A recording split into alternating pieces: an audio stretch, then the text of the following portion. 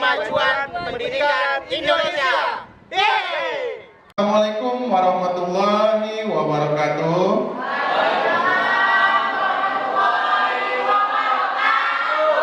Selamat pagi. Luar biasa. Kita cek dulu ini jargon ceria kita ya. Siapa kita? Spendela.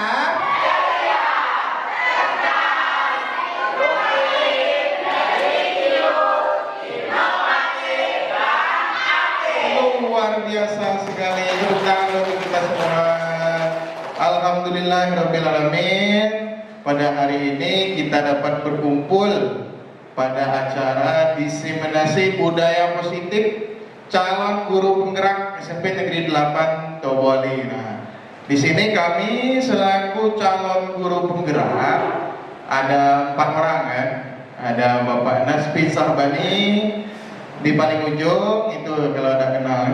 Yang kedua Pak Abdul Fattah Ghazali dan Ibu Kepala Sekolah kita Ibu Titin Aprina serta saya sendiri Pak Karto ya. Hari ini kita akan melakukan pembahasan tentang budaya positif apa saja yang telah kami pelajari. Semoga Bapak Ibu beserta anak-anak kita semangat untuk mengikuti kegiatan hari ini. Baik Bapak Ibu, sebelum kita memulai acara tentu ada acara pembukaan ya. Maka dari itu marilah kita buka acara siang hari ini dengan lafaz Bismillah. Bismillahirrahmanirrahim. Baik, untuk mengawali memberikan sepatah dua patah kata dan membuka acara pada acara diseminasi ini, kita akan dengarkan sambutan dari Ibu Titin Aprina Eskom MBD selaku Kepala SMP Negeri 8 Toboli. Pada beliau kami persilakan.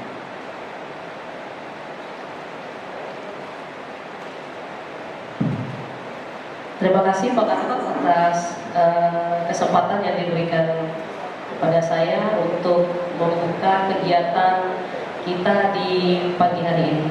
Bismillahirrahmanirrahim. Assalamualaikum warahmatullahi wabarakatuh.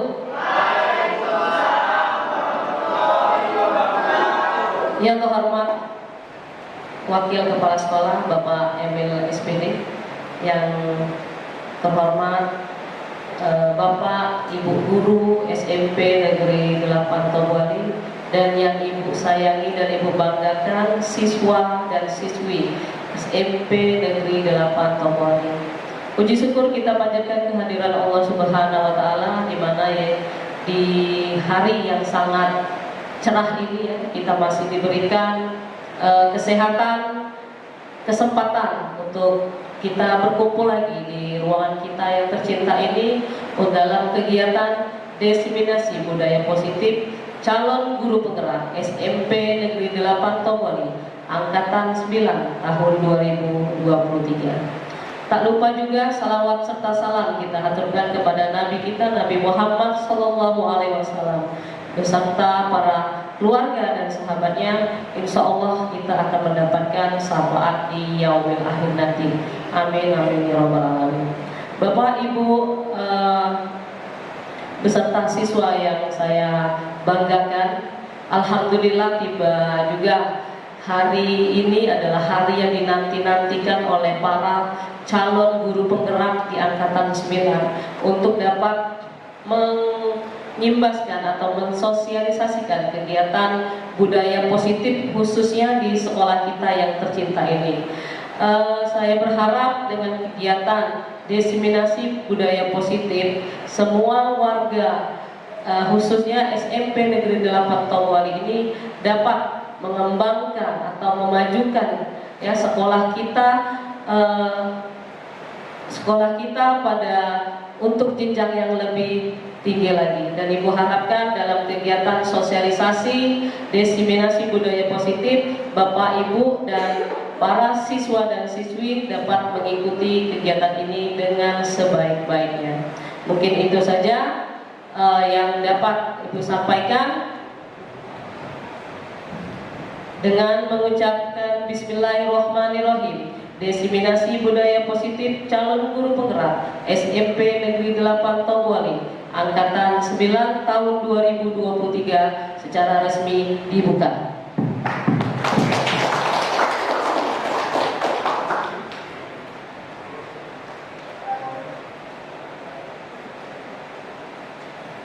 Baik, Bapak Ibu sekalian, anak-anak sekalian, demikian pembukaan dari Ibu Kepala Sekolah kita yang kebetulan juga sebagai calon guru penggerak di SMP Negeri 8 Toboli. Nah, kalau beliau tadi mewakili kepala sekolah, walaupun CGP mewakili kepala sekolah, mari kita dengarkan bagaimana perwakilan sepatah dua patah kata dari CGP yang mewakili calon guru penggerak lainnya.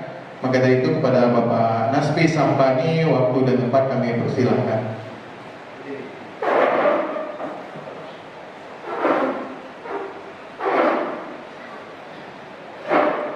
Bismillahirrahmanirrahim. Terima kasih atas Pak Karto atas kesempatan yang diberikan. Assalamualaikum warahmatullahi wabarakatuh.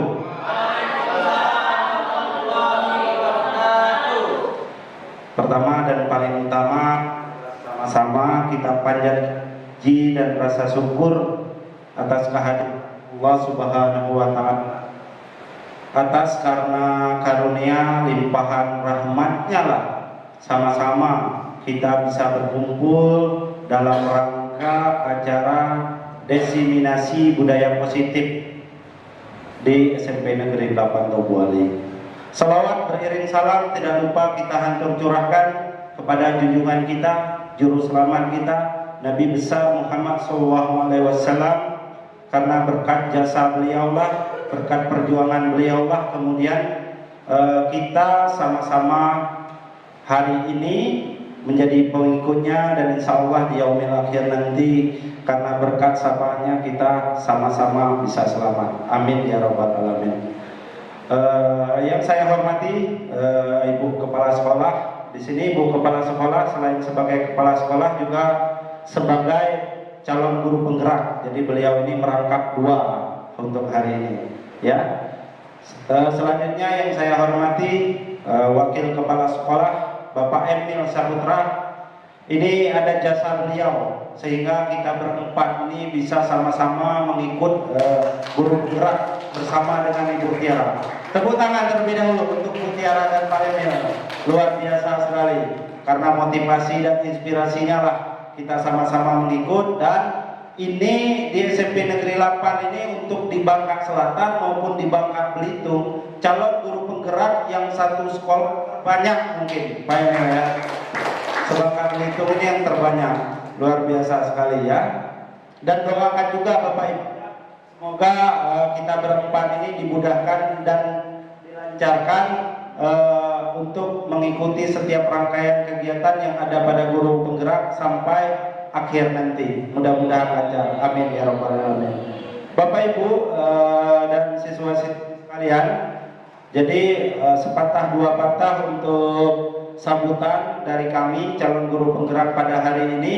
Pertama, terima kasih yang perlu saya ucapkan atas support, dukungan yang selama ini diberikan.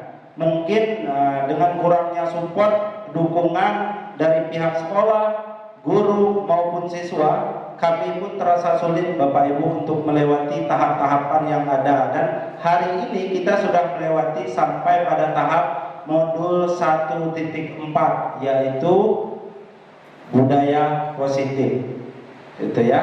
Nah, jadi pada kesempatan ini juga kami berharap untuk CGP di SMP Negeri 8 Toboli jangan hanya berhenti di kita saja.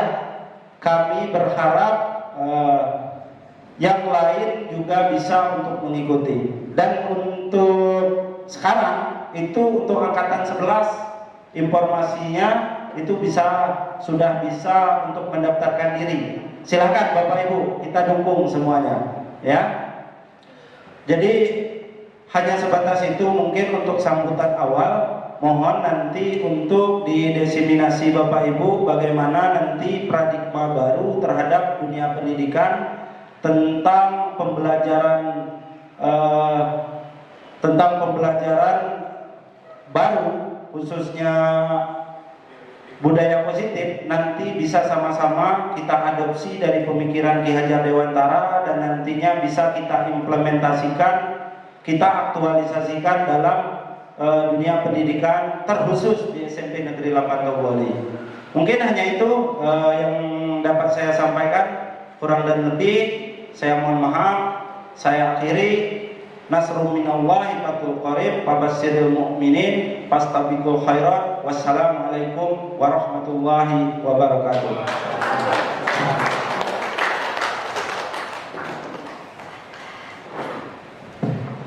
Demikianlah perwakilan dari keseluruhan calon guru penggerak pada kegiatan hari ini. Kami sangat berharap, terutama pada kegiatan hari ini, kita sama-sama, bukan berarti kita menggurui ya, bukan berarti kita so hebat atau apa, tapi kita berdiskusi tentang budaya positif ini. Karena kita seru-seruan nanti Bapak Ibu ya, jangan terlalu tegang ya, jangan terlalu, karena sudah kenyang, ini harus semangat ya semuanya, jangan lesu-lesu. Baik Bapak Ibu, kita akan lanjutkan acara, karena tanpa doa maka acara yang akan kita lakukan saya rasa walaupun berjalan dengan lancar juga tidak akan mendapat keberkahan. Maka dari itu, apapun itu, kita akan mewakili setiap kegiatan acara dengan doa. Untuk itu, kepada calon guru penggerak yang satu ini, Bapak Abdul Fattah Ghazali, kami mohonkan untuk memimpin doa. Kepada beliau kami persilakan.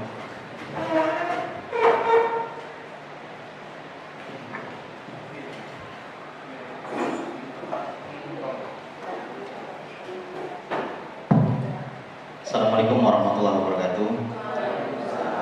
Mari kita menundukkan kepala sejenak agar supaya kegiatan hari ini dilancarkan, kemudian diberikan keberkahan, sehingga apa yang nanti kita diskusikan, apa yang nanti kita pelajari pada hari ini itu bisa bermanfaat bagi kita semua, terutama bagi kebaikan murid-murid kita nanti. Izin saya memimpin doa ini dengan cara Islami. A'udzubillahi minasyaitonirrajim. Bismillahirrahmanirrahim. Allahumma shalli ala nabiyyina wa syafi'ina wa karimin wa dhukrina wa maulana Muhammad wa sallim ala radhiyallahu ajmain bi rahmatika ya arhamar rahimin. Amin amin ya Allah ya rabbal alamin. Alhamdulillahi rabbil alamin. Hamdan syakirin hamdan naimin hamdan yuafi ni'amahu wa yukafi mazidah. Ya Rabbana lakal hamdu kama yanbaghi li jalali wajhikal karim wa azimi sultanik. Ya Allah, jadikanlah kami hari ini yang hadir di ruangan ini menjadi insan-insan yang selalu taat kepadamu ya Allah. Jadikanlah kami orang-orang yang berguna, terutama bagi kami sebagai guru-guru, supaya bisa menghantarkan murid-murid kami menuju kebahagiaan yang hakiki dalam agenda hari ini, yaitu diseminasi budaya positif. Mudah-mudahan kegiatan hari ini menjadi batu loncatan bagi kami untuk bisa berbakti dan taat padamu ya Allah. Allahumma arinal haqqa warzuqna ittiba'ah wa arinal batila batila warzuqna ijtinabah. Rabbana atina fid dunya hasanah wa fil akhirati hasanah wa qina adzabannar. Subhana rabbika rabbil izzati amma yasifun wa salamun alal mursalin walhamdulillahi rabbil alamin.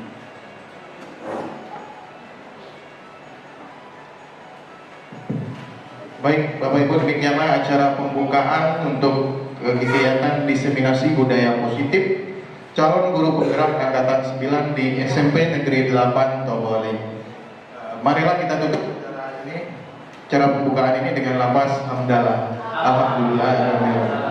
Baik Bapak Ibu, sebentar lagi kita akan langsung ke acara inti, yaitu pengibasan ya, diseminasi budaya positif. Kita akan belajar banyak hal, kita akan berbagi banyak hal dan berdiskusi apa saja paradigma yang berubah, terus bagaimana membuat keyakinan kelas, menyusun keyakinan kelas, restitusi dan segala macamnya. Nah, untuk itu kita persiapkan dulu ya Bapak Ibu materi-materi kita. Siapa yang pertama nanti kita atur bersama. Mungkin Bu Titin atau Pak Abdul yang pertama dulu. Pak Nasbi. Assalamualaikum warahmatullahi wabarakatuh. Masih semangat Bapak Ibu? Oke, luar biasa ya. Jadi sebelum ke materi, kita ada ice breaking. Ya. Ice breakingnya sederhana ya. Ketika saya bilang pagi, itu tepuk sekali. Oke. Ketika saya bilang siang, tepuk 2 kali. Dan ketika saya bilang malam, itu tepuk 3 kali. Oke. Semuanya paham? Siap? Sore nanti aja Bu, sore yang Bu. No. Oke, siap? Kita konsentrasi ya semuanya. Nanti konsekuensinya gimana ini? Kira-kira yang salah mau kita apakan? Suruh nyanyi atau gimana? Nyanyi ya? Oke, nyanyi. Siap-siap ya. Ini kayaknya saya sudah mulai bisa nebak nih. Siapa kira-kira kurang konsentrasi ya? Oke ya? Siap semuanya? Dalam hitungan ketiga, 1, 2, 3. Pagi, siang, sore.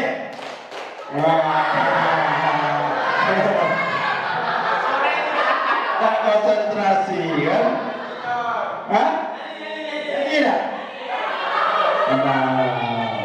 Tidak usah Bapak Ibu ya, karena di dalam budaya positif itu kita tidak boleh menjatuhkan yang lain ya Bapak Ibu ya. Kita kasih tepuk tangan untuk semuanya ya. Oke ya. Silakan Pak Abdul, kita mulai masuk ke materi ya. Karena ada 4 orang Bapak Ibu ya, tentu ini berbagi nanti ya, sehingga akan terbatas ya.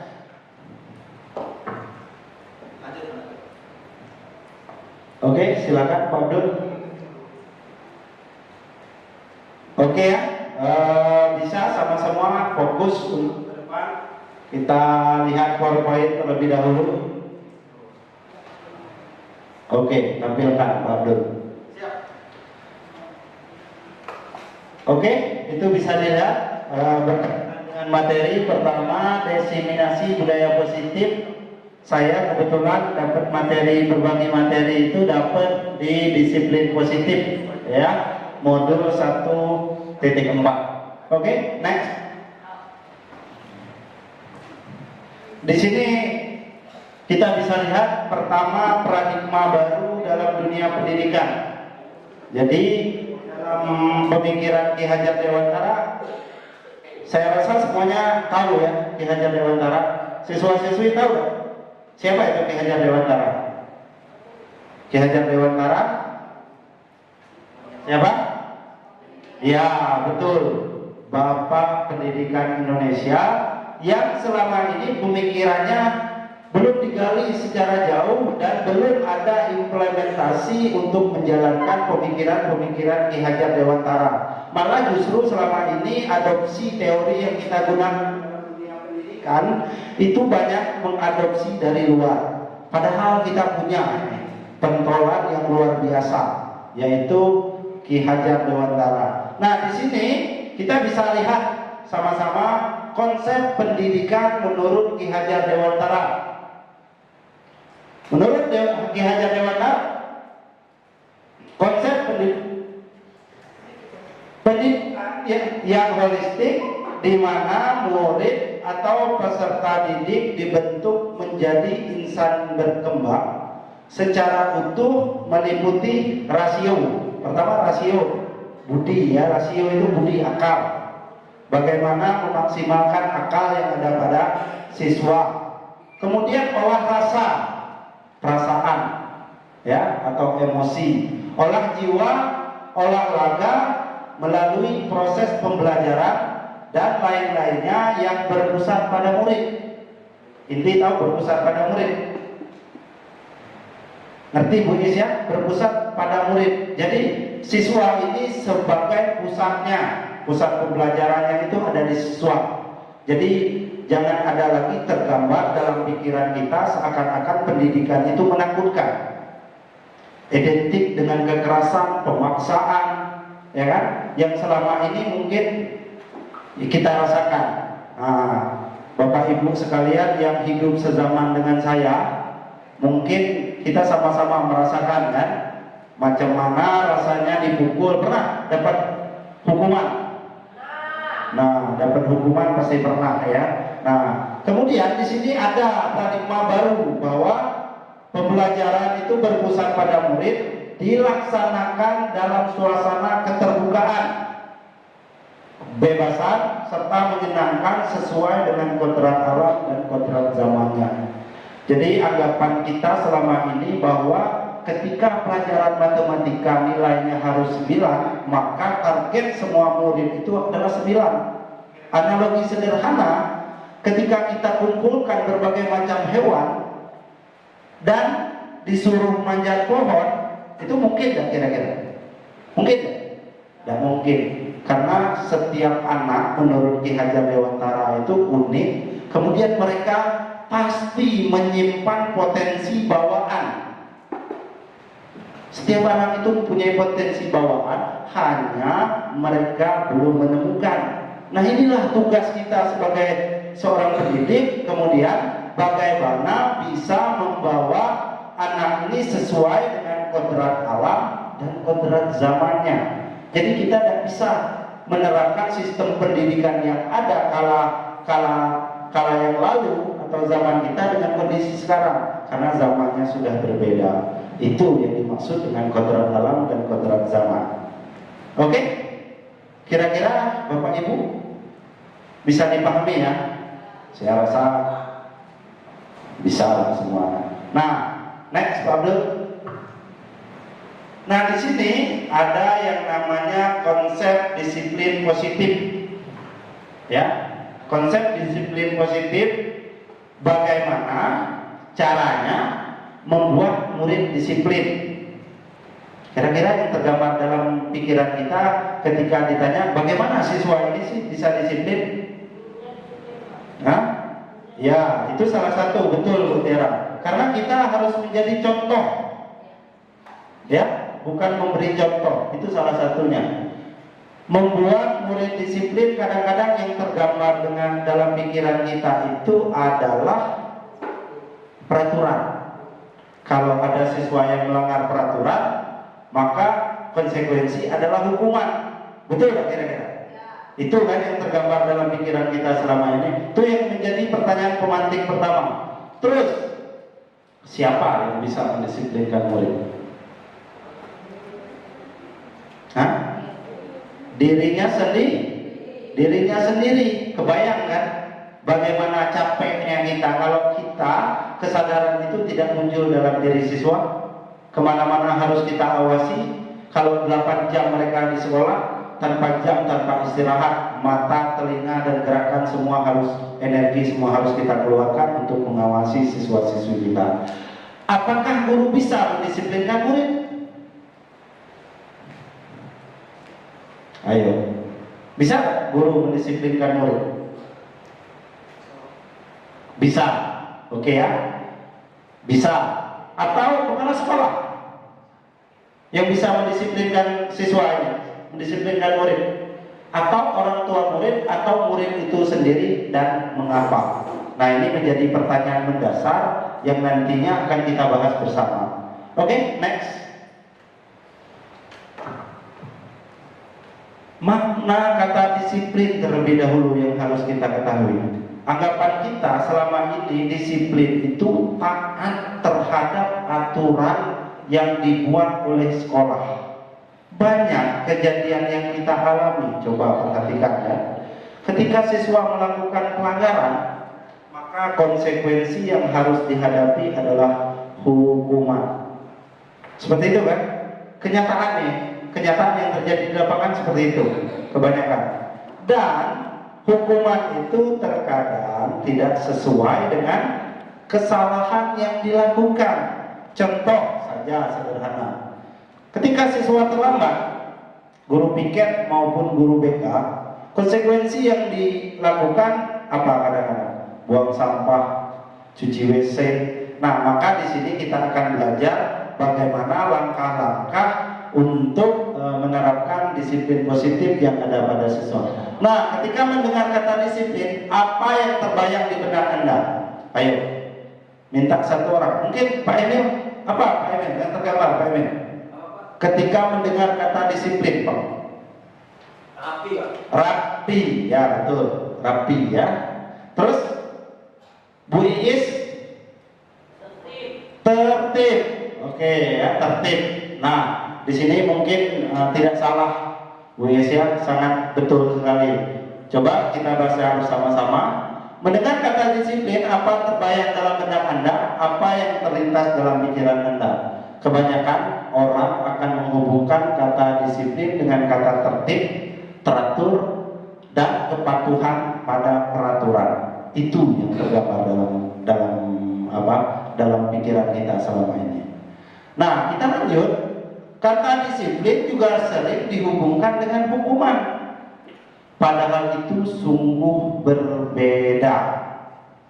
Ya, berbeda. Nah, justru itu adalah salah satu alternatif terakhir dan kalau perlu tidak digunakan sama sekali. Jadi macam mana ya Pak? Kalau misalkan hukuman tidak boleh, ya kan? Ketika melakukan pelanggaran tidak boleh, ya. Oke, next Pak Abdul. Oke, nah adapun kita bisa lihat untuk melakukan atau menertibkan siswa sebetulnya ada 3 motivasi perilaku manusia itu yang melatar belakangi mereka taat atau tidak terhadap aturan. Pertama, itu untuk menghindari ketidaknyamanan atau hukuman. Kadang-kadang siswa itu datang, dia melakukan kesalahan, cenderung dia menghindar, ya kan? Takut akan hukuman yang telah dia lakukan. Itu yang pertama, itu motivasi pertama, ya.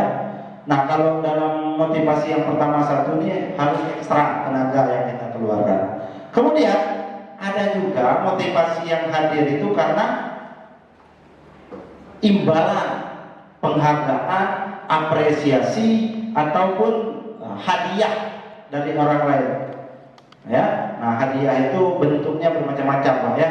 Bentuk dalam bentuk motivasi atau hadiah memang bentuk real ya, umum lah ya, bisa semua ya, namanya hadiah. Nah, mendapatkan imbalan. Dan yang ketiga, untuk menjadi orang yang mereka inginkan dan menghargai diri sendiri dengan nilai-nilai yang mereka percaya.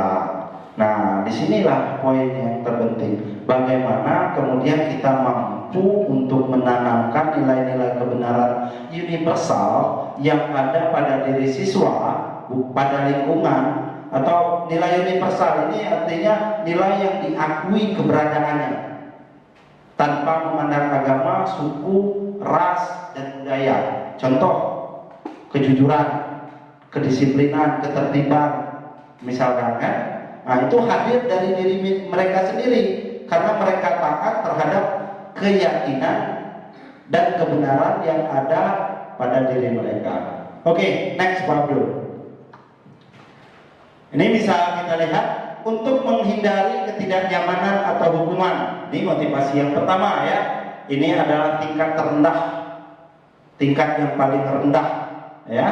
Dari motivasi perilaku manusia itu takut akan hukuman. Ya. Jadi biasanya orang yang motivasi perilakunya untuk menghindari hukuman dan ketidaknyamanan akan bertanya apa yang terjadi bila saya tidak melakukannya. Nah, itu ya. Sebenarnya ya, mereka sedang menghindari permasalahan yang muncul yang berpengaruh fisik, psikologi maupun tidak terpenuhi kebutuhan mereka bila tidak mereka melakukan tindakan tersebut. Ya, itu motivasi yang pertama. Terus kita masuk ke motivasi kedua. Untuk mendapatkan imbalan atau penghargaan dari orang lain. Ini kaitan dengan prestasi kerja biasanya, apresiasi dari kepala sekolah kalau kita di sekolah tentunya ya. Kalau siswa pun sama, mungkin apresiasi dari gurunya. Ya, maka kalau kita perhatikan juga maka di dalam rankingan kelas itu ditiadakan sebetulnya untuk mengatasi kesenjangan itu sebetulnya. Karena antara hukuman dan apresiasi ya atau hadiah itu bedanya beda tipis Bapak Ibu ya. Oke ya. Terus satu tingkat di atas motivasi yang pertama di sini orang berperilaku untuk mendapat imbalan penghargaan dari orang lain. Orang dengan motivasi ini akan bertanya, apa yang akan saya dapat apabila saya melakukannya? Kira-kira seperti itu. Bisa dipahami Bapak Ibu ya? Siswa-siswi sekalian? Mengerti? Mengerti. Dan yang terakhir, untuk menjadi orang yang mereka inginkan, menghargai diri sendiri dengan nilai yang mereka percaya. Nah, yang kita harapkan pada tingkatan inilah, ketika motivasi internal yang ada pada diri siswa itu sudah terbangun, sehingga setiap aturan yang kita buat, kita tidak perlu terlalu bekerja ekstra, tetapi mereka akan bertindak karena itu sudah dari diri mereka sendiri. Kira-kira seperti itu Bapak Ibu ya. Untuk sesi ini gimana Pak Karto? Nanti buat sesi pertanyaan atau gimana? Nanti terakhir ya. Demikian pembahasan dari saya tentang disiplin positif. Lebih kurang saya mohon maaf. Yang baik mohon untuk diambil, yang buruk tinggalkan jauh-jauh Bapak Ibu ya. Tak ada gading yang tak retak Bapak Ibu. Setiap manusia tidak ada sempurna. Sama juga saya di sini. Saya akhiri. Wassalamualaikum warahmatullahi wabarakatuh. Kita akan mendengarkan dari Bapak Abdul Fattah Ghazali terkait teori motivasi dan seterusnya. Pada beliau kami persilakan. Cek. Terima kasih Pak Karto. Assalamualaikum warahmatullahi wabarakatuh.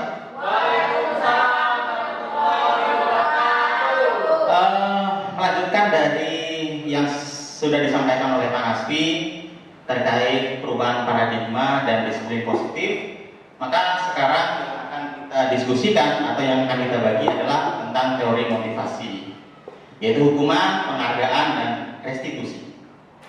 Oke, lanjut Pak.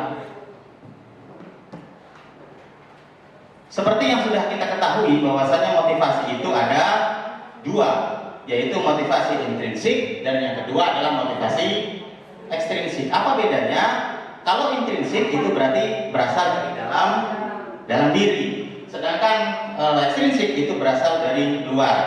Saya ambil contoh misalnya, saya hadir ke sekolah supaya hadir ke sekolah tepat waktu supaya tidak dapat hukuman. Itu motivasinya intrinsik atau ekstrinsik? Ekstrinsik. Kenapa? Ya, karena dari luar. Hukuman itu yang menjadi prioritas.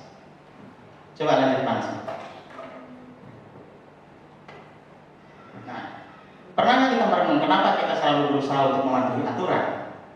Pernah nggak sih teman-teman semua, anak-anakku semua berpikir bahwasanya dengan rambut tidak gondrong misalkan, kemudian anak-anak menjadi pintar, atau bajunya harus masuk semua, anak-anak menjadi pintar, datang tepat waktu menjadikan anak menjadi pintar, kemudian bersepatu sesuai aturan menjadikan anak menjadi pintar. Ada nggak korelasinya aturan-aturan tersebut terhadap peningkatan kompetensi murid? Sebetulnya tidak ada, tidak ada kan? Nah, tapi apa pentingnya berusaha untuk mematuhi aturan? Karena mereka-mereka ini nanti terjun ke masyarakat. Ketika mereka terjun ke masyarakat, maka aturan-aturan itu yang kemudian menjadikan pegangan dia untuk hidup di masyarakat. Maka di sekolah itu dibiasakan. Oke, lanjut Pak.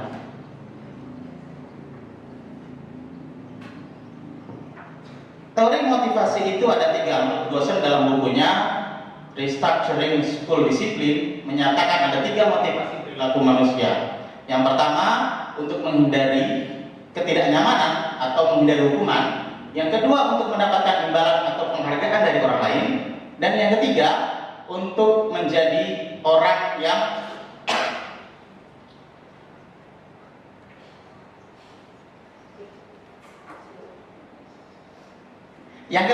untuk menjadi orang yang mereka inginkan dan menghargai diri sendiri dengan nilai-nilai yang mereka percayai. Jadi nomor 1 itu masih ekstrinsik, nomor 2 masih ekstrinsik, nomor 3 itu datangnya dari dalam diri. Nah, kita mau yang mana? Tentu sebagai manusia yang merdeka, maka nomor 3 itu adalah pilihan terbaik karena motivasinya dari dalam diri dan itu akan melekat selamanya. Oke, lanjut Mas.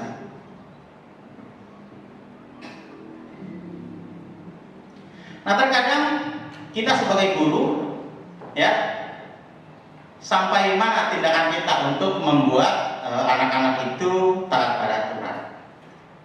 Hukuman kah? Konsekuensi atau restitusi?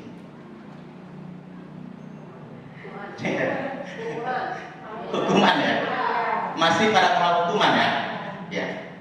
Nanti mari kita sama-sama berproses menjadi restitusi.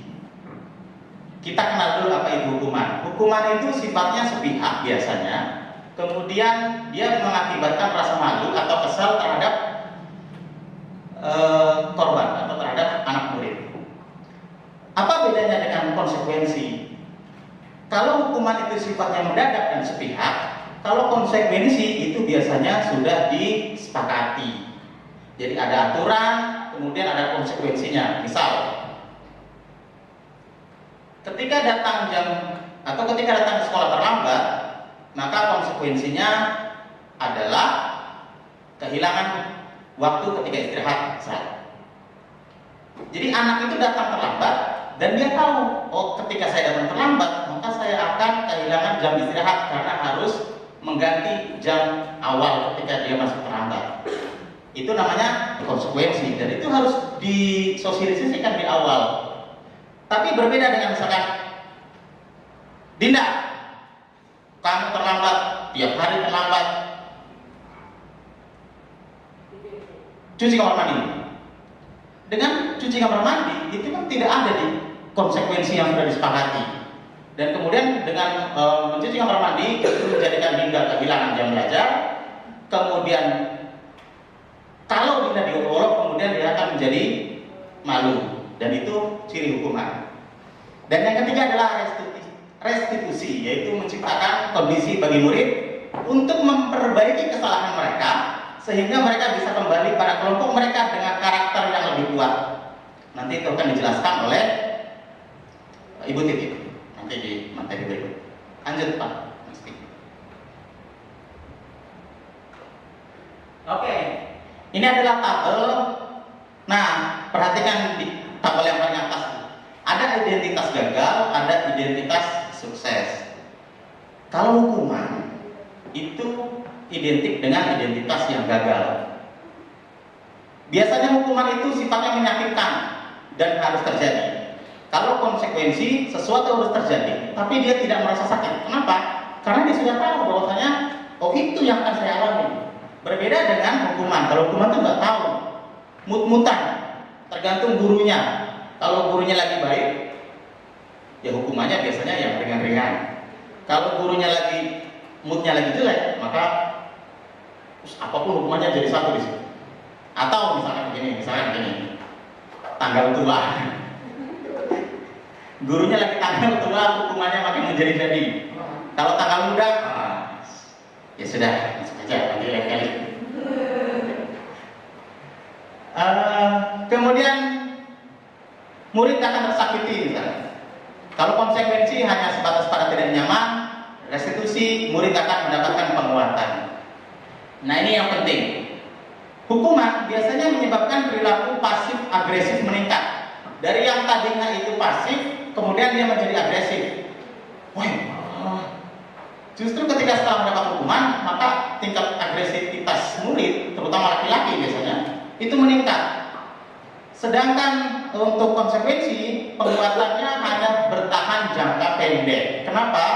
Karena hanya sebatas pada menaati aturan. Ketika aturan itu tidak ada lagi, maka dia, ya sudahlah. Atau yang menjaga aturan misalnya tidak ada, maka sudah.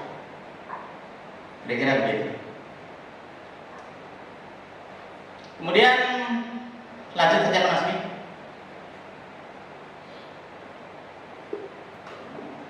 Ada lagi yang kira-kira penting. Nah ini, hukuman biasanya dibuat oleh guru sepihak, ya, guru yang terlibat pada saat itu. Kamu lari, kamu bersih WC, kamu memetik sampah, kamu buang sampah.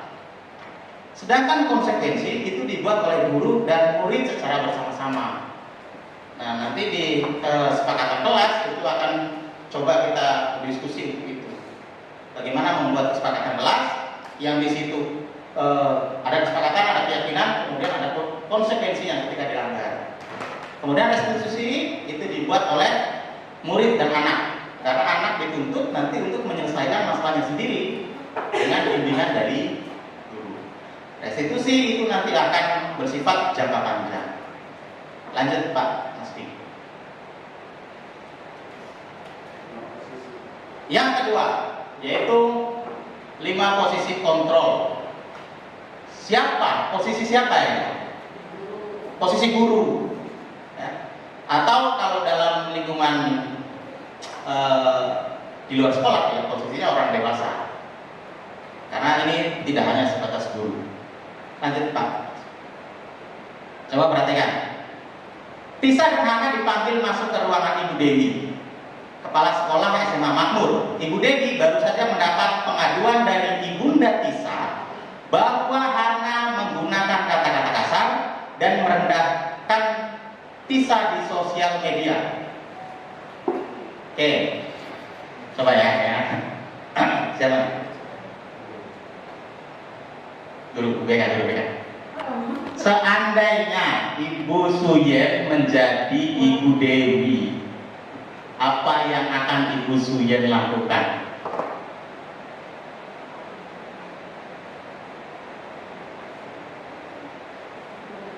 Iya. Menanyakan dulu. Menanyakan. Oke. Sip. Tepuk tangan buat Bu Suyen.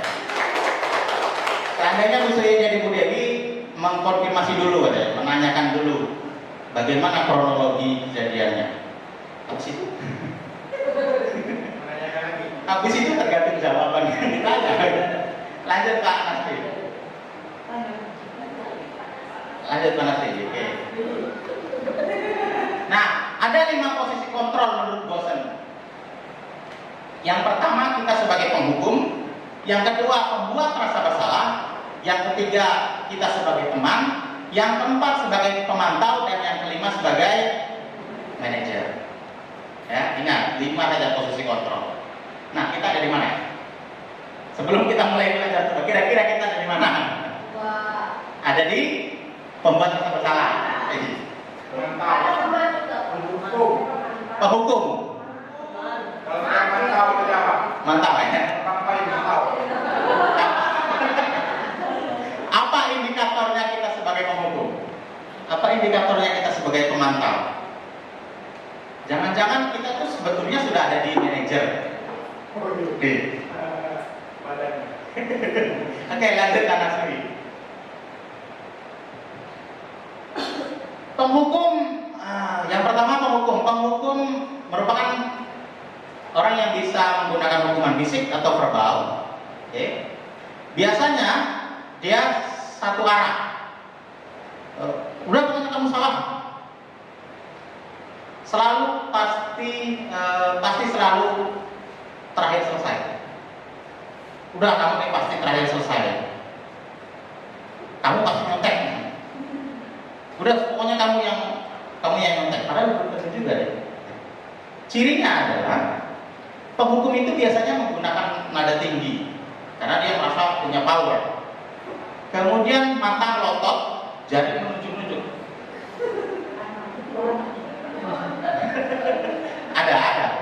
Ada. Oh. Terlambat lagi, pasti terlambat lagi. Tiap hari terlambat. Apa yang didapatkan oleh murid ketika kita berposisi sebagai penghukum? Yang akan didapatkan oleh murid adalah murid akan mendendam, bersifat agresif, ya. Bisa jadi ketika dia sudah mendapatkan hukuman, dia duduk, kemudian dia akan meluapkan terhadap mejanya, bukunya, atau bahkan mungkin terhadap mobil dan motor gurunya. Lanjut, Pak Muslim. Pembuat rasa bersalah. Nah, ini biasanya ciri-cirinya nih ya. Pembuat rasa bersalah biasanya gurunya akan bersuara lembut. Kemudian membuat orang lain menjadi tidak nyaman, bersalah, atau rendah diri. Ibu sangat kecewa dengan kamu, nak. Suaranya lembut nih. Lembut tapi membuat anak itu menjadi gimana ya? Gimana coba kalau orang tua kamu melihat anaknya seperti ini? Nadanya positif, nadanya lembut, halus. Tapi apa yang didapatkan murid? Murid akan merasa bersalah, ya, bersalah karena mengecewakan ibu atau bapak gurunya atau bahkan orang tuanya. Kemudian kadang-kala sikap semacam ini justru lebih berbahaya daripada penghukum. Bagi orang-orang yang lebih berperasaan, dia akan mendoktrin dirinya bahwasanya, oh ya ternyata saya ini orang yang gagal, saya ini orang yang tidak bisa membahagiakan orang tua, saya ini justru bisa jadi lebih bahaya daripada penghukum yang tadi. Kalau penghukum itu misalnya bla bla bla selesai. Tapi kalau bagi orang-orang yang berperasaan atau perasaannya lembut, maka akan berdampak sekali. Lanjut Pak. Yang ketiga sebagai teman. Nah biasanya guru-guru yang apa ya, yang enjoy gitu ya, yang kemudian memiliki kedekatan dengan anak muridnya, itu biasanya ada di posisi sini. Ayolah, bantulah demi bapak nih. Paling ada kasihnya kan bapaknya ya. Bapaknya lah datang pagi-pagi, ke aku datang.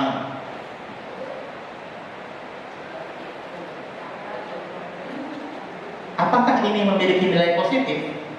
Ya, tentu memiliki nilai positif. Tapi ada nggak dampak negatifnya? Kedekatan emosi murid dengan guru itu bisa saja terjalin. Ketika kedekatan emosi terjalin, maka itu dampak positifnya. Tapi perlu diingat, tidak semua guru itu bisa bersikap sebagai teman. Jadi murid nanti akan berperilaku baik terhadap guru-guru tertentu. Ketika berhadapan dengan guru yang lain, dia akan berubah sikap. Lanjut Pak Nasir. Nah yang ketiga pemantau. Nah ini indikator sebagai pemantau, maka pemantau. Matanya harus tajam, melotot pemantau.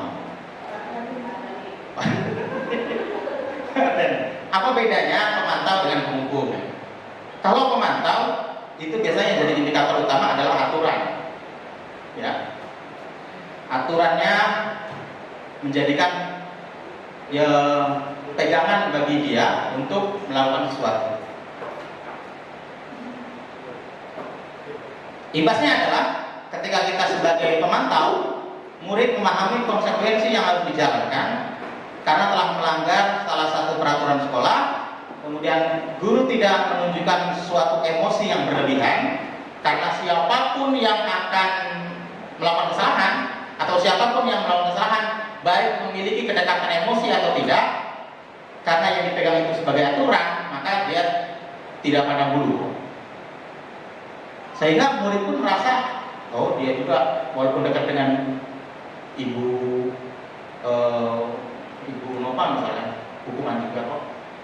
Saya pun yang agak dekat dengan Bu Nova, sama kok dapat hukuman gitu. Kemudian lanjut Mas. Ya, sekali lagi. Nah, yang terakhir adalah manajer. Tugas seorang manajer bukan untuk mengatur perilaku seseorang.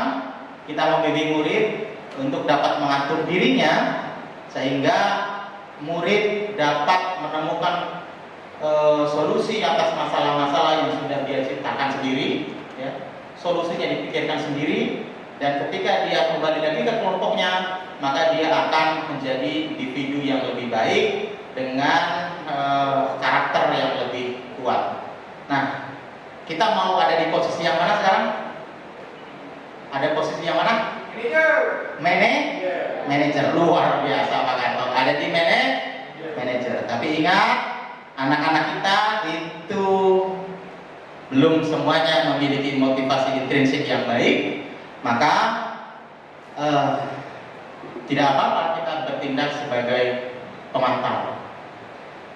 Sebaiknya memang hanya dua itu yang digunakan. Kalau tidak manajer, maka pemantau yang berimplikasi positif terhadap murid, maka kalau tidak manajer, maka pemantau.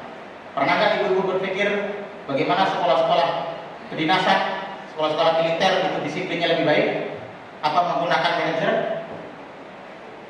Menggunakan apa? Sekolah-sekolah berbasis militer, berbasis kedinasan, disiplin positifnya lebih baik.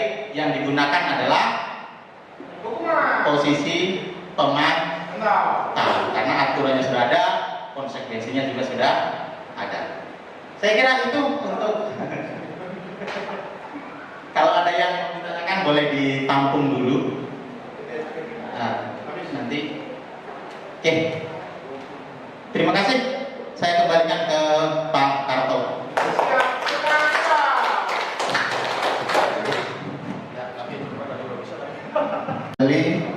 Tentang materi 5 posisi kontrol dan motivasi, luar biasa sekali untuk Bapak Ibu. Selanjutnya yaitu dilanjutkan saya sendiri, nanti akan diteruskan oleh Ibu Kepala Sekolah kita. Oke, kita lanjut main semuanya, santai ya. Sebelum sambil menunggu Pak Naspi, operator yang kurang begitu disiplin. Jadi kita main dulu. Kita breaking dulu. Itu jangan tidur. Aduh, baru jam 8 pagi ya tidur. Kita akan main, tidak usah susah-susah. Kita terapi ketawa. Oh, ketawa tahu kan? Gitu. Sampai selepas-lepasnya kita ketawa. Dalam hitungan 3 ya. 1, 2, 3. Terus. Ayo.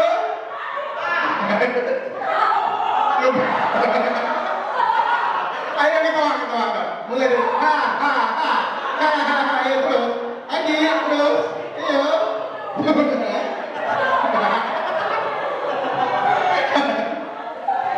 Ayo semuanya.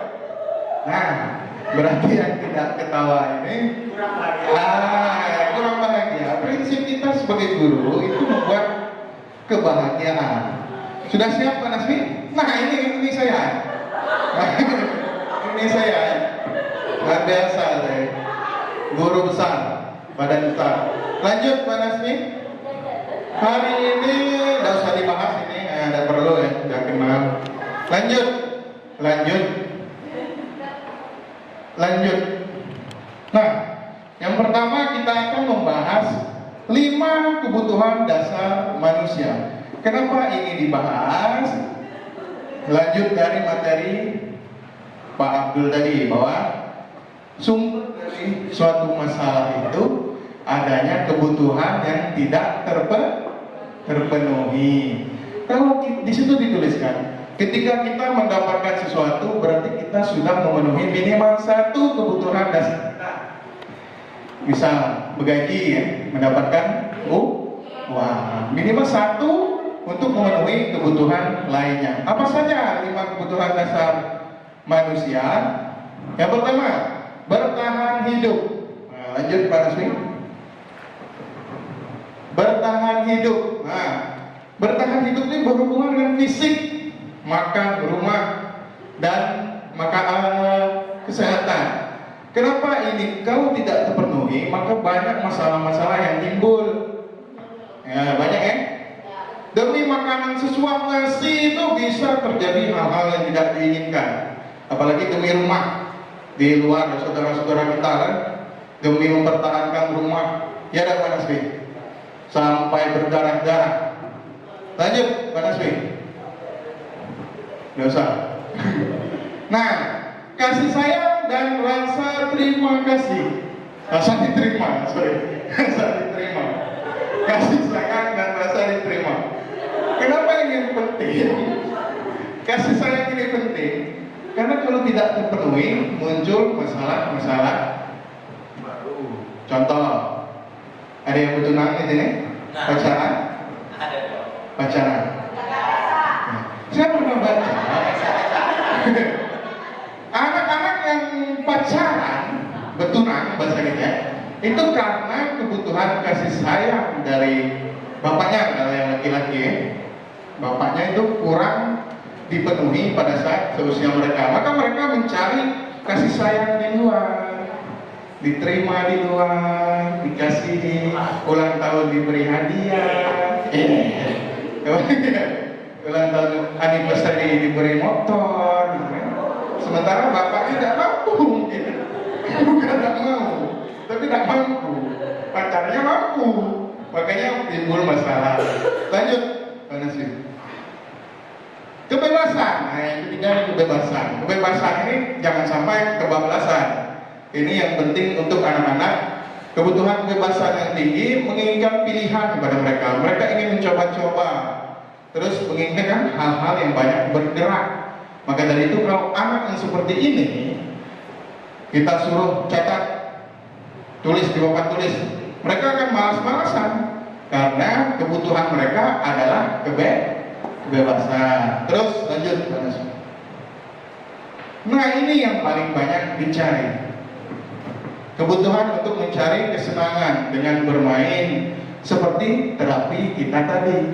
Kalau yang tidak bisa tertawa dengan Anggi, kawan itu berarti kebutuhan kesenangannya hari ini belum terpenuhi. Nah, entah belum di WA dia, tidak tahu gitu. Lanjut, kita cepat saja. Penguasaan. Nah, orang yang seperti ini adalah orang yang menggebu-gebu untuk menjadi yang terbaik di kelas ataupun dimanapun itu, menjadi sesuatu yang ingin menguasai kelas dan lain sebagainya. Maka dari itu anak-anak yang seperti ini juga harus dikoordinir, dipenuhi dengan cara-cara positif. Lanjut Pak Nasbi, materi berikutnya. Nah, ini seru, kita akan langsung praktek ini. Ini kaitannya dengan apa tadi materi Pak ini? Posisi, kontrol, aturan dan lain sebagainya. Nah, keyakinan kelas ini adalah nilai-nilai universal yang kalian ketahui. Ya, apa bedanya dengan peraturan? Lanjut ya.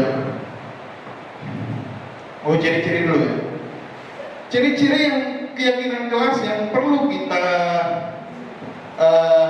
garis bawahi, yaitu nomor 2 menurut saya.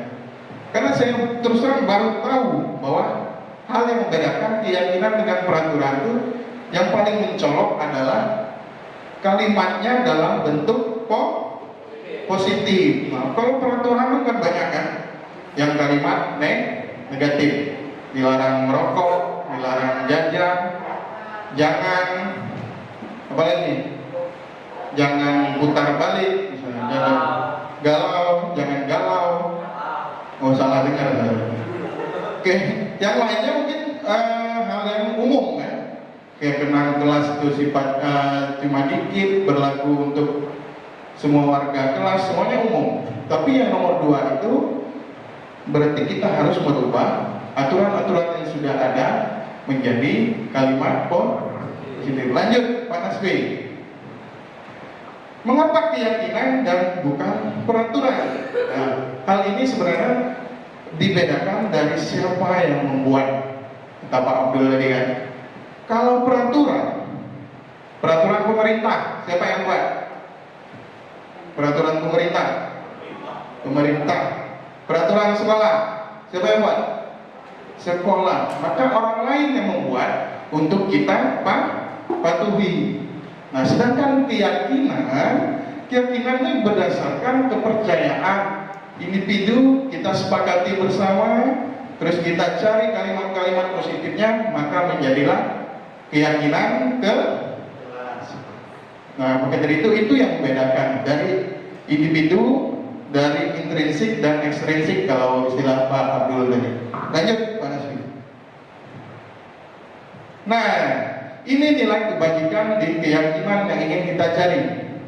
Keadilan, tanggung jawab, kejujuran, dan seterusnya. Kenapa harus berubah dari peraturan menjadi keyakinan?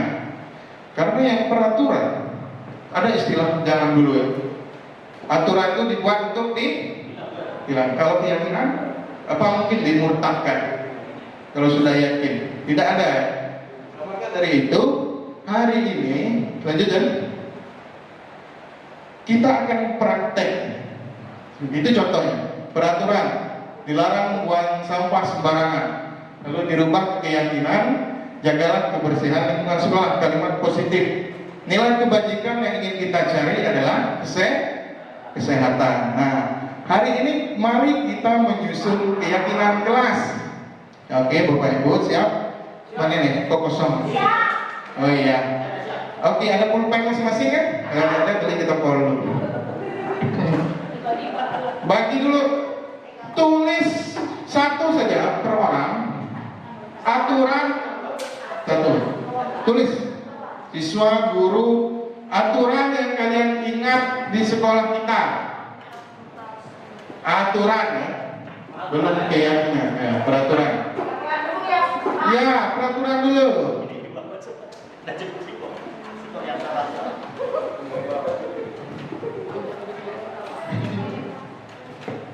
Aturan dulu ya. Berapa menit Pak Nungguin? Baru 9 menit. Aturan dulu silakan tulis.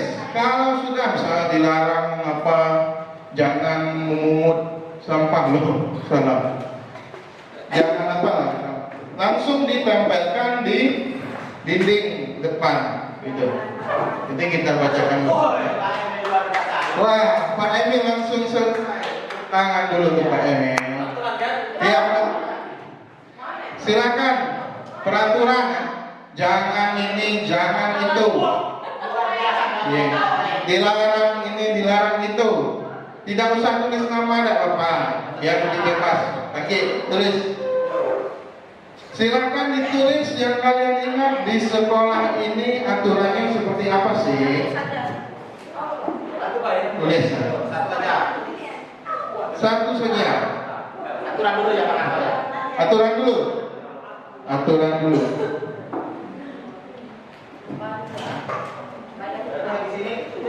Ya.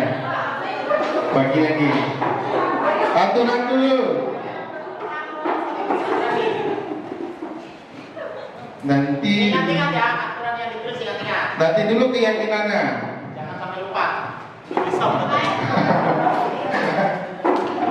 Iya, langsung tempelkan. Dari foto nih, waktu nempel.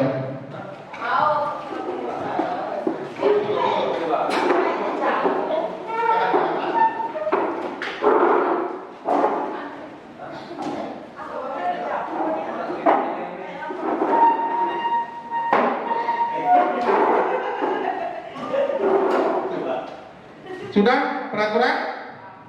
Sudah. Saya bacakan dulu. Sambil di situ dibagikan lagi ya, ditulis. Nah, sekarang kalian pikirkan. Oke, semuanya sudah. Nah, pertama, dilarang membawa HP, dilarang merokok, dilarang tepat waktu,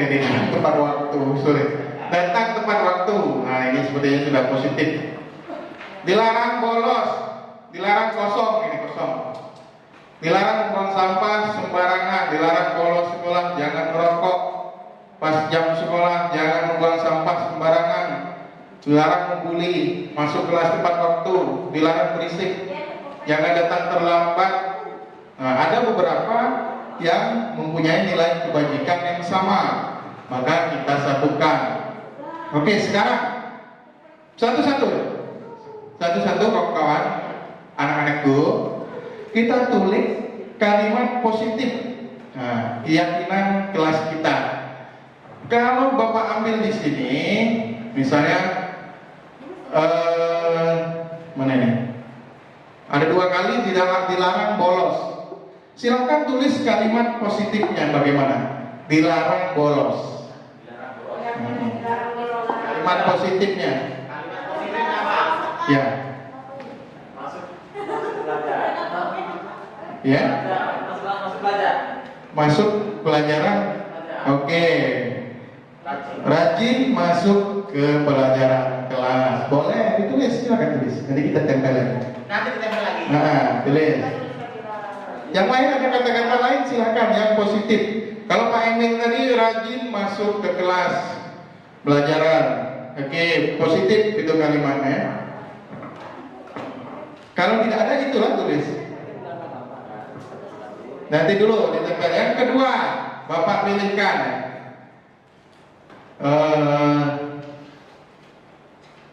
Yang mana ini? Di tentang lupa waktu. Dilarang membuli teman. Apa kalimat positifnya? Dilarang membuli teman. Apa? Apa? Oke. Kalimat yang pertama yaitu dilarang bolos ya. Rajin masuk ke kelas. Silakan tulis. Rajin masuk ke kelas. Yang kedua,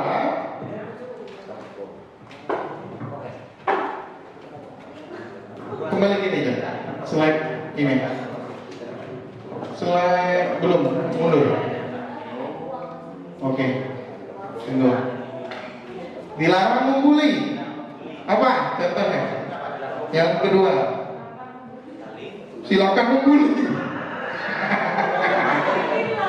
Kalimat positifnya saling menghargai, saling menyayangi, saling mencintai sesama teman, sesama guru, berempati. Silakan tulis. Nah, kita ambil 2 ini saja yang telah kita rubah.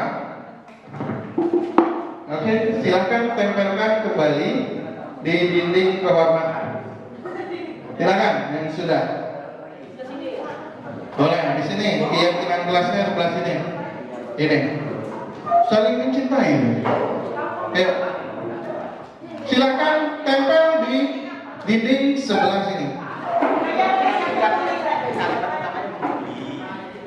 Jangan membuli teman. Oke. Dah?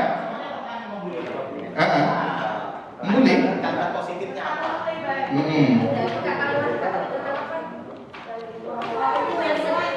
Sesuai yang buku yang pilih. Sudah pilih. Sudah pilih. Pada yang sama. 2 saja untuk contoh. 2 saja. Nanti kita akan tahu nilai kebajikannya apa.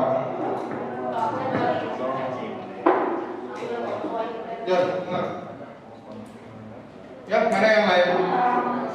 Jadi, ke nilai kebajikan.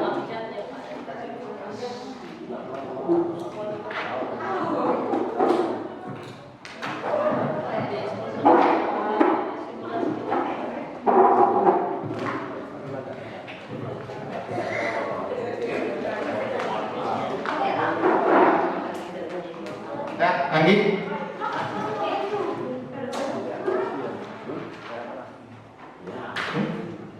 Maka kita sudah mendapatkan 2 keyakinan kelas hari ini. 2 keyakinan kelas yang kalimatnya kita lihat dulu. Kita diskusikan bersama.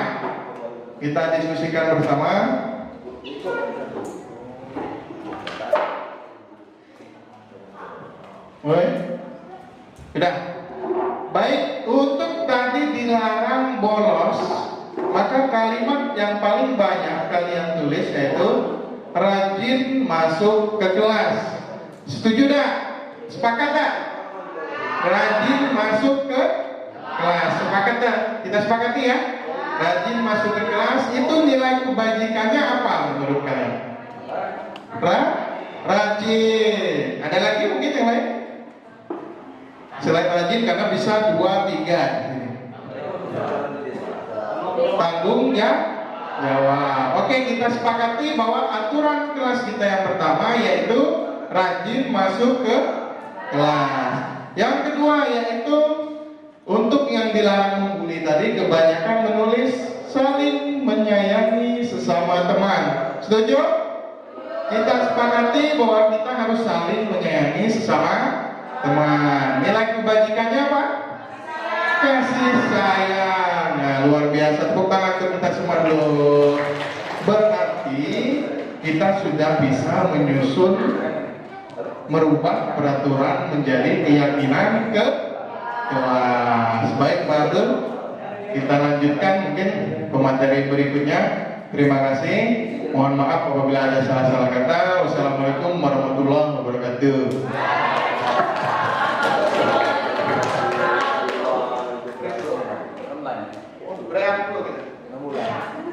Dari semua yang kita pelajari tadi, maka kita akan bermuara ke segitiga restitusi. Apa itu segitiga restitusi akan dijelaskan oleh Ibu Titin Aprina selaku kepala sekolah juga, selaku CGP kita juga. Mari kita dengarkan dengan seksama. Kepada beliau kami persilakan. Terima kasih Pak Karto. Masih semangat? Masih semangat. Dari narasumber pertama, kedua, ketiga, ini kayaknya masih lemas semua. Sekarang kita berdiri semuanya. Masih ingat ya lagu Profil Pancasila? Masih ingat. Oke, sekarang kita nyanyi sama-sama ya. Oke? Oke. Mulai. 1, 2, 3. Belajar Pancasila, beriman dan bertakwa pada Tuhan Yang Esa dan berakhlak mulia, kemerdekaan global, gotong royong mandiri, kreatif dan bernalar niti. Sekali lagi, belajar Pancasila, beriman dan bertakwa pada Tuhan Yang Esa dan berakhlak mulia, berkenegaraan global, gotong royong mandiri, kreatif dan bernalar niti. Terima kasih. Tepuk tangan untuk kita semua. Baik. Hebat semua. Sedikit lagi. Oke ya. Kita lanjut ke pemaparan kita yang selanjutnya. Jadi Ibu kebagian di sini oleh ketiga Pandawa kita di sekolah kita itu restitusi. Jadi di sini apa itu segitiga restitusi? Ada 3 langkah. Yang pertama, segitiga restitusi itu adalah proses untuk menciptakan kondisi bagi murid untuk memperbaiki kesalahan mereka sehingga mereka bisa kembali pada kelompok mereka dengan karakter yang lebih kuat. Nah, di sini ada langkah-langkah segitiga restitusi. Yang pertama, menstabilkan identitas. Yang kedua, menanyakan validasi tindakan yang salah. Dan ketiga, menanyakan keyakinan. Nah, Bapak Ibu, mungkin kita di sini sudah mengalami tentang kegiatan restitusi segitiga restitusi ini ya. Jadi lanjutkan, menstabilkan identitas. Bagian dasar dari segitiga restitusi bertujuan untuk mengubah identitas anak dari orang yang gagal karena melakukan kesalahan menjadi orang yang sukses. Kita di sini sudah tahu ya bahwa siswa-siswi kita tidak menutup kemungkinan masih ada yang memiliki kesalahan. Bukan berarti siswa kita yang mempunyai kesalahan itu siswa yang bisa dikategorikan sebagai siswa yang bandel, tidak. Tetapi kita di sini ingin memberikan siswa tersebut kesempatan untuk menyadari apa kesalahan atau apa yang mereka butuhkan pada saat kita mendidik siswa tersebut. Lanjut Pak. Validasi tindakan yang salah atau kebutuhan murid. Jadi pengakuan dan penerimaan perasaan serta tindakan siswa, bahkan jika mereka telah melakukan kesalahan, memahami dan mengakui perasaan siswa, bukan memberikan izin untuk terus melakukan kesalahan. Bapak Ibu, jadi pada saat siswa melakukan kesalahan, biasanya siswa sudah merasa bahwa saya salah, ya kan? Apalagi kalau sudah ada dipanggil namanya oleh guru tersebut, nama contoh Adinda ke ruang kantor sekarang. Adinda di sini udah merasa pikirannya udah nggak tenang. Wah, kenapa ini? Ada apa ini? Seperti itu, ya kan? Jadi pada saat kita memanggil nama siswa tersebut ke kantor, jadi raut wajah kita jangan langsung kita memperlihatkan bahwa anak itu salah, tidak. Ya, jadi kita harus menstabilkan identitas anak. Setelah itu baru kita memvalidasi tindakan salah anak tersebut. Lanjut Pak.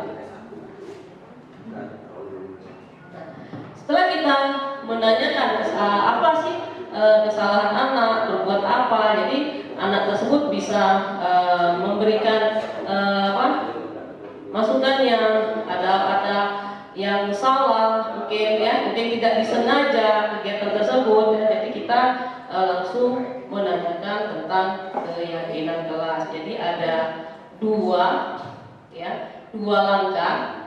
Yang pertama ketika langkah 1 dan langkah 2 sukses, yang menstabilkan identitas. Yang kedua tadi memvalidasi kesalahan, sukses itu dilakukan, maka anak akan siap untuk dihubungkan dengan nilai-nilai yang dia percaya. Seperti yang sudah dibahas oleh Pak Kato tadi, ada nilai-nilai kebajikan.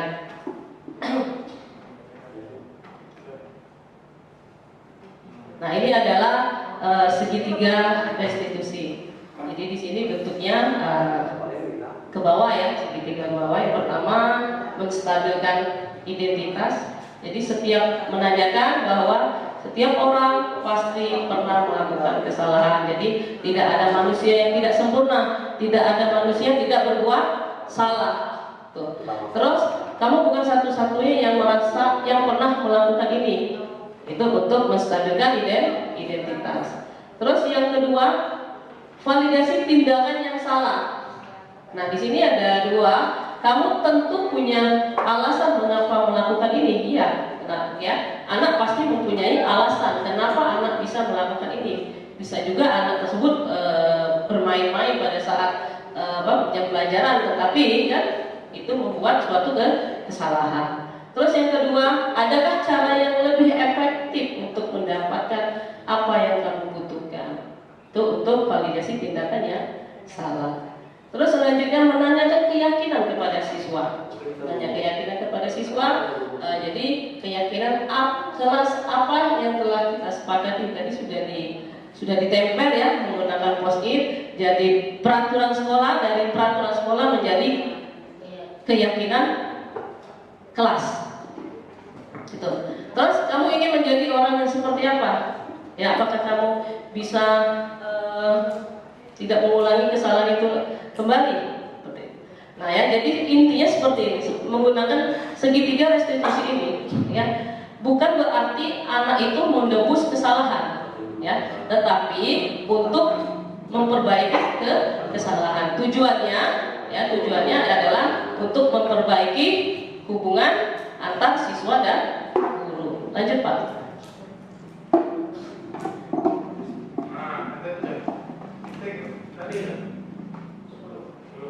Nah, ini adalah contoh praktek segitiga restitusi. Oke, kita dengarkan dulu. Nanti kita akan melihat apakah nilai kebajikan yang sudah dipraktekkan oleh siswa tersebut. Nanti saya minta pendapat dengan Bapak Ibu guru di sini tentang kasus yang pertama menggunakan segitiga restitusi. Ada suara Pak?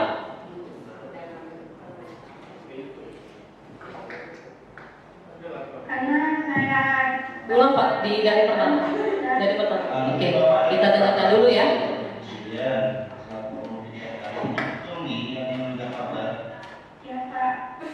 Kenapa ini Jakarta ini perempuan mau Jakarta? karena saya bangunnya kesiangan dan saya takut lewat gerbang karena nanti takut dihukum karena datang lambat. Dan saya juga mengikuti teman untuk belajar sabar. Bapak di sini tidak untuk mencari benar-benar, bapaknya ingin mencari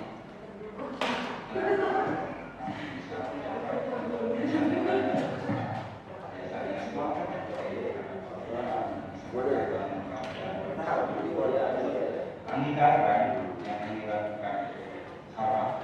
Ya Pak, saya minta maaf. Kamu ingat kan kesepakatan kelas yang telah kita bahas? Ya Pak, datang tepat waktu. Setelah ini janji ya tidak untuk mengulangi kesalahan yang sama. Ya Pak, saya berjanji tidak akan mengulangi kesalahan yang sama. Saya akan datang tepat waktu dan tidak akan melewati pagar habis. Baiklah Anggi, kalau memang sudah begitu, Bapak akan janjinya tidak mengulangi kembali kesalahan yang sama ya. Ya Pak. Oke.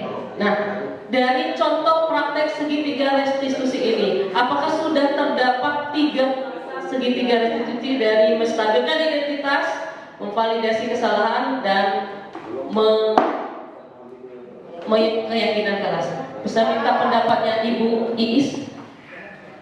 Sudah.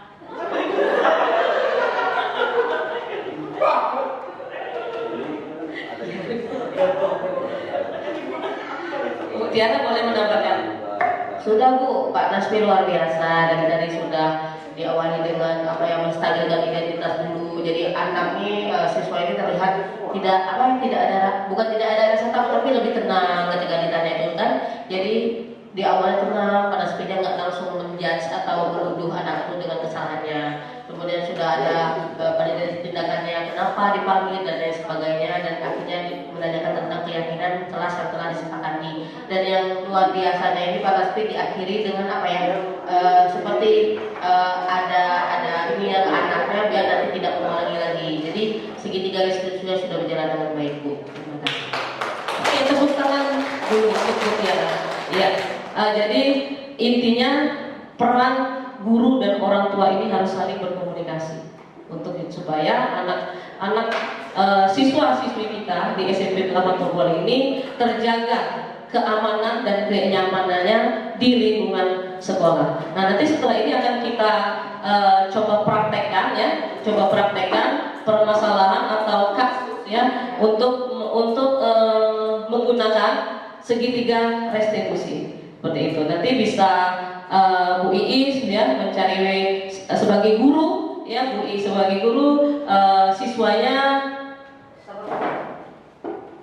boleh Kak Tesa boleh ya.